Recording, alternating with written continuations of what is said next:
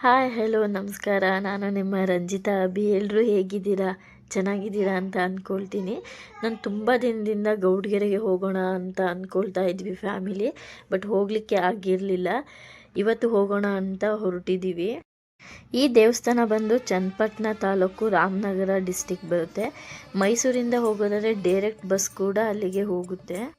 ಅಲ್ಲಿ ಹೋಗಿ ನೋಡಿದ ಮೇಲೆ ತುಂಬಾ ಖುಷಿಯಾಯಿತು.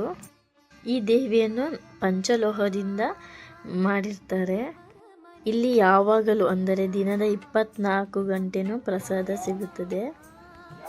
ಅಪ್ಪು ಅಂತೂ ತುಂಬಾ ಖುಷಿಪಟ್ಟ ದೇವಸ್ಥಾನ ನೋಡಿ, ಪಂಚಲೋಹದ್ದು ಮತ್ತು ಪ್ರಸಾದ ಎಲ್ಲ ತಗೊಂಡು ತಿಂತಾ ಇದ್ದಾನೆ ಇಸ್ಕೊಂಡು. ನಮಗೆ ಪ್ರಸಾದ ಸಿಗಲಿಲ್ಲ ಆ್ಯಕ್ಚುಲಿ.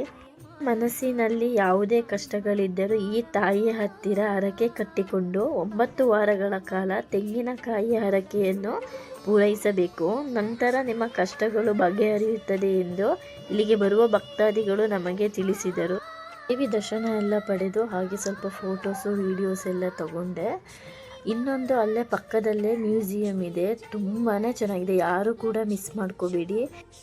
ಅಂದರೆ ರಾಷ್ಟ್ರಕವಿಗಳು, ಋಷಿಗಳು, ರಾಜಮನೆತನ, ಒನಕೆ ಓಬವ್ವ, ನಮ್ಮ ಹಳೆಯ ಅಂದರೆ ನಮ್ಮ ಪೂರ್ವಜರು ಹೇಗೆ ತಮ್ಮ ಜೀವನವನ್ನು ನಡೆಸಿದರು ಎಂಬುದು ಇಲ್ಲಿ ಸ್ತಬ್ಧ ಚಿತ್ರಗಳ ಮೂಲಕ ಅಚ್ಚುಕಟ್ಟಾಗಿ ತೋರಿಸಿದ್ದಾರೆ. ನೀವೇ ನೋಡ್ತಾ ಇರ್ಬೋದು ಹೇಗೆಲ್ಲ ಇದೆ ಅಂತ.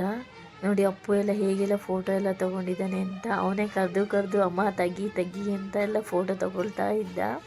ತುಂಬಾ ಖುಷಿಯಾಯಿತು ಹೋಗಿ.